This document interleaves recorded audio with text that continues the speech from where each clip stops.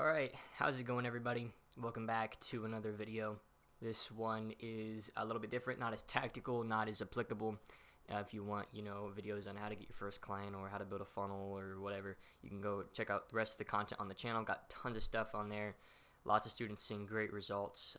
Many six-figure students and people coming up on six figures, which is very, very cool. But I just wanted to talk in this video about something a little bit different.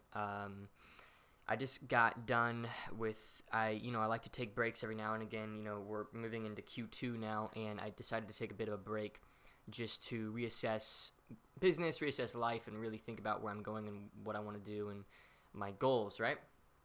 And so throughout that time of really assessing where I'm at and thinking of where I'd like to be and really processing the next stages in life, when you take a break, it forces you to take a step back and view your life as a whole instead of, as segregated little parts. And there's also a book that I reread recently, and it's one of my all-time favorite books, and I go back to it really often, which is called 7 Habits of Highly Effective People by Stephen Covey is the name of the author, I believe. And the book basically, it talks about, it's not just habits like daily habits, it's mental, spiritual, emotional habits, right? How to view the world, how to view yourself, how to view relationships, how to view opportunities, how to view, it's more so emotional habits. And one of the habits that it really drills down on is the idea that interdependence doesn't come without independence. So you have to first be emotionally capable of knowing yourself, challenging yourself, and knowing your shortcomings before you can even begin to have quality relationships. And in this video, really what I wanted to talk about was where your priorities are at and making sure you know why you're in business, okay? So let me tell a story then I think is a good way to start this video by jumping back to sort of the beginning of my journey, okay? My motivation more than anything was primarily just to prove the people wrong who were telling me I couldn't do it. That was like 90% of why I was trying to make any money and why I was doing anything. Basically, I had a bunch of friends stop being friends with me, and I even had some family members kind of not really trust my, my ability to figure this out. And, I don't blame, I'm not angry with them at all. To this day, I understand their perspective actually and really, frankly, honor, their desire to want the best for me. And there's no bitterness at all. But at the time, there was a lot of bitterness and there was a lot of frustration, and that was my primary motivation. I was like, all right, you know what? I'm going to go and make this work and just show them that they're wrong about who I am. It was very ego-driven, very pride-driven, and that was really what got me started. And, another thing that got me started was also I went through a house fire, and, there were some issues with the family that I felt inclined to kind of man up and help out, and, and that's when I really started to take things more seriously. So there's a lot of different emotional reasons why I got started as an entrepreneur, right? But looking back at that, it's interesting because that's where a lot of, especially young entrepreneurs are. They're in that position of just wanting to prove people wrong. And they're just wanting to do it for themselves and do it for their ego and do it for the sake of doing it. And the problem with that is that it's short term, it's a short fuse, and it burns out really quick. And once you've done it, then your motivation to continue doing it dies quickly. And I experienced that. So actually I would have amazing months. Like I would have, massive revenue or profit months. And then very quickly I would be like, all right, I did it, now I can stop, and the fuse would burn out and it'd be over. And I had to find more internal motivation to actually continue because there was no reason for me to continue working because I'd already proven the people wrong that I wanted to prove wrong. And what's interesting is that, even though I did it, first of all, the people didn't view me differently. They still viewed me as an idiot, which is fine.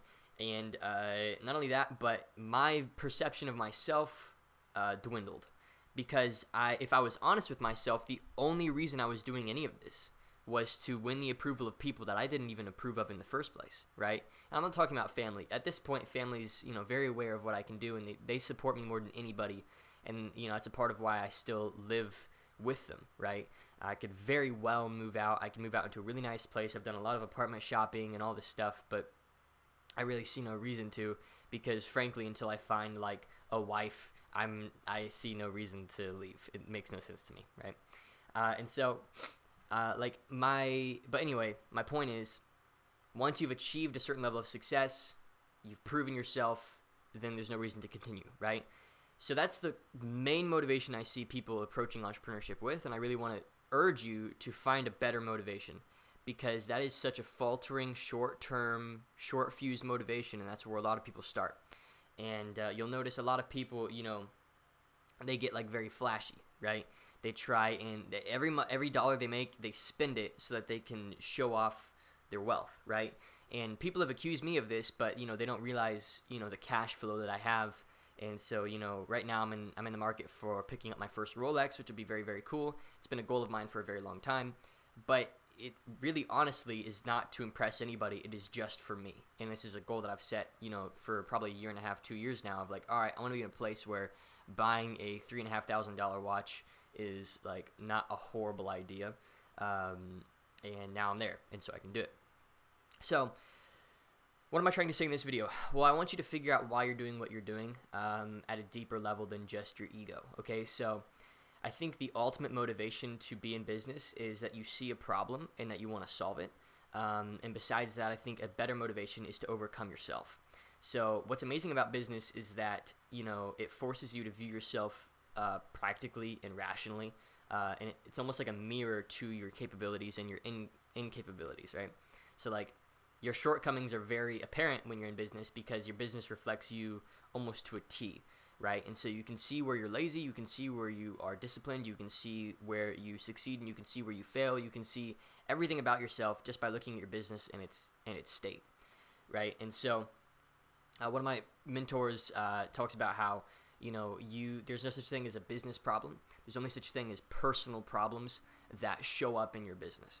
And so when you are in business and you're selling anything, it requires of you to grow personally. And that has become my motivation. My motivation is no longer a bank account balance. My motivation is no longer flashy things. It is literally just to use business as a means of growing myself and becoming a better man, right? And it has done that. It has forced me to get out of my own shell, get out of my ego, get out of my pride, and actually do something meaningful with my time and with my life, right? It's the reason why I have the motivation to get up early every morning, go to the gym, get home, cold shower, eat well, have good relationships, maintain good relationships with family, maintain good relationships with friends. It's a really good what we in the industry call KPI, which is a key performance indicator. So when you're looking at like a Facebook ad campaign, you have certain KPIs like cost. You have like a cost per acquisition. That's a good KPI. Like it costs $600 to get a new client that pays you $2,000 or something, right? That's a good KPI. So business is almost a KPI of how the rest of your life is going, right? If your business is failing, it's likely because you are failing as an individual, and it's a really, really easy to measure KPI, right? And so it's almost no longer about, and it should never be about money. And if it's only about money, you got to really check yourself. It's one good motivator, but it needs to be one among, and it should not be the first and primary and only motivator, because then you're going to make short-term decisions that destroy your ability for long-term equity, right?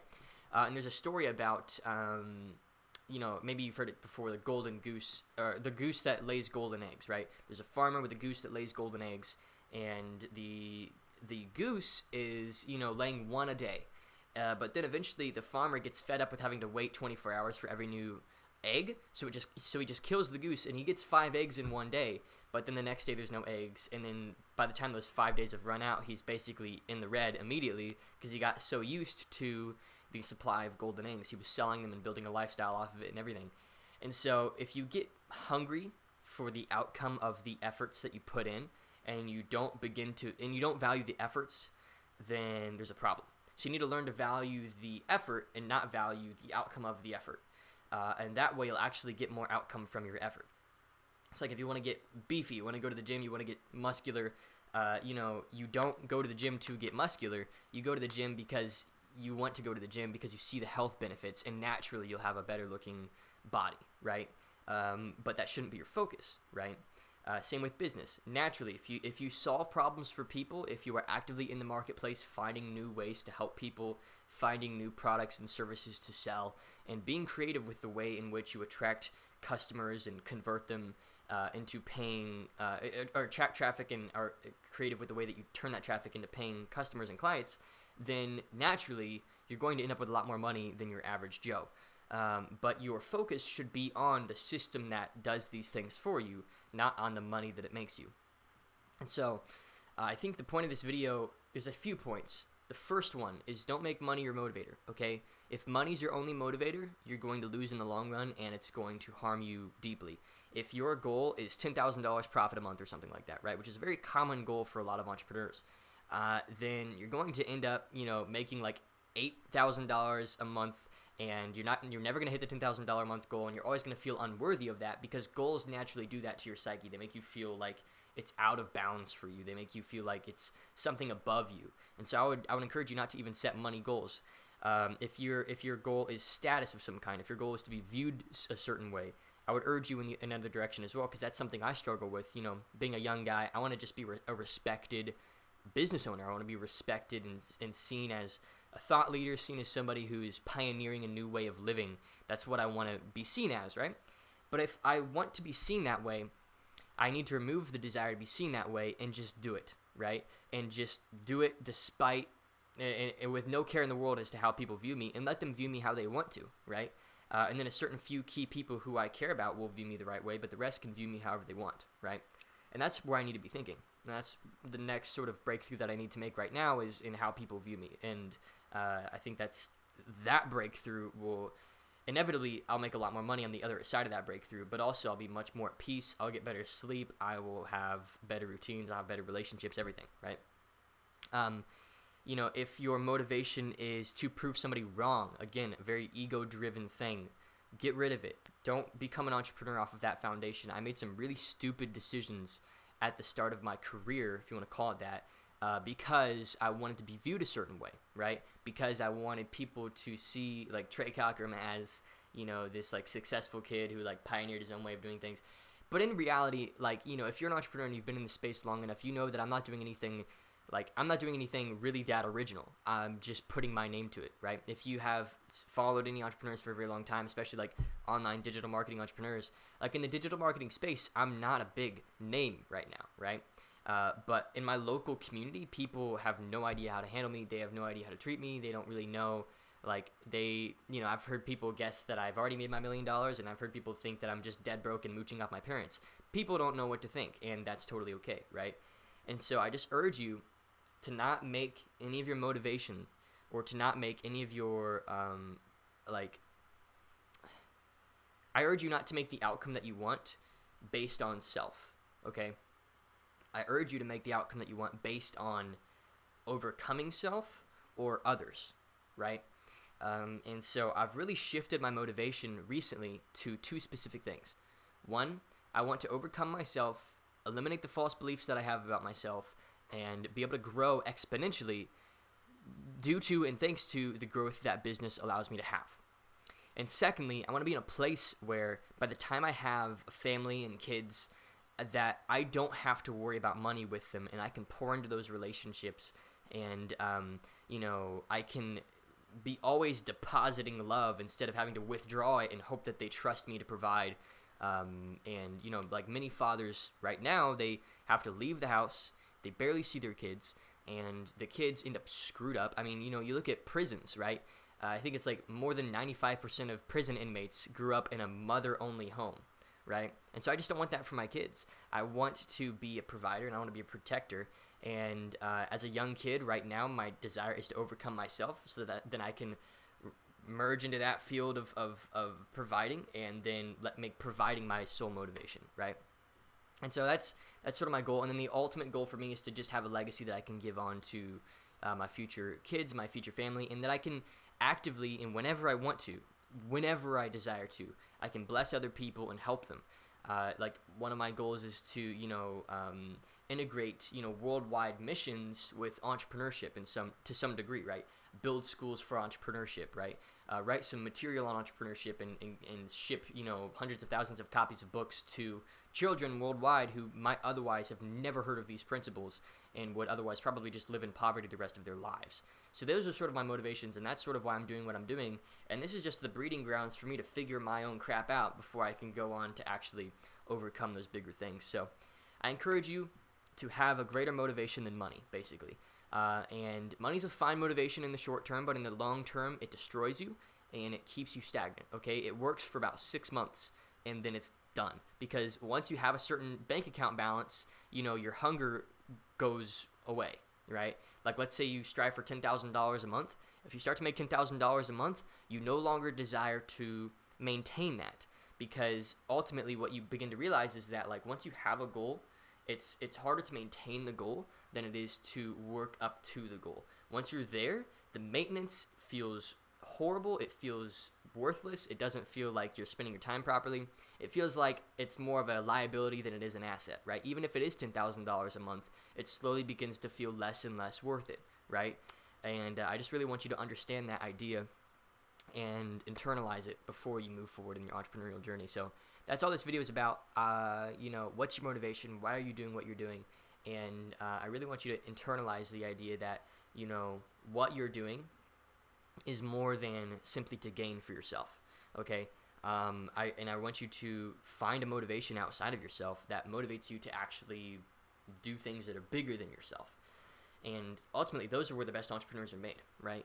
And you can take it from me being somebody who started off being very money motivated, very selfishly ego motivated, and I literally just wanted to prove myself. Because I remember when I first started wedding photography forever ago, I don't tell this story very often, but when I first started wedding photography a long time ago, and I don't blame her. I'm not upset with her. I have a great relationship with her now, and even then. But when I told my parents that I wanted to start wedding photography, my mom kind of just laughed at the idea. She's like, "Oh, there's no way that's gonna work out. Like, no, that's not gonna work." I was like 15 maybe, and she laughed at it, and she thought, that's kind of silly. Like, it's like a high level career. Like, I don't know about that. And then within 6 months, I'm shooting weddings, right? And I wasn't mad at her. I didn't blame her. I understood it, because if I were in her position, I would probably think the same thing, right? And same with friends. When I told my friends I'm not going to college, and eventually when I dropped out of high school, first of all, I say I'm not going to college, and I get laughs. But then I stopped high school, and I kept it quiet for a long time because I thought, there's no reason to really share that. But then I began to market on it, and I thought it'd be like a cool thing to market on, and it is, because now people really respect me, and they think I'm really, really sharp, because I don't need academics in order to do what I'm doing. But I get all kinds of laughs now for that, and it literally doesn't affect me at all. It used to affect me in a massive way, but now it has no bearing over the decisions that I make. And frankly, it's kind of cool, It's kind of like, people don't understand how to interpret it, and it's a bit motivating because it encourages, the reason it's motivating for me is because it encourages people to look at themselves and say, okay, what could I be doing then? If this kid can do this, then why am I not able to do it as well? And that's a really cool feeling to have, and that's a motivating thing for me. So, I don't know, just wanted to flick on my webcam and record this video and encourage you to find a deeper motivation than money, or status, or ego, or proving people wrong, or anything like that, because it's short term. It's gonna that fuse won't last long. And I encourage you, especially if you're a young guy like me, to find a deeper, more meaningful motivation than something like that. So thanks for watching. Hope you enjoyed, and I will see you in the next video.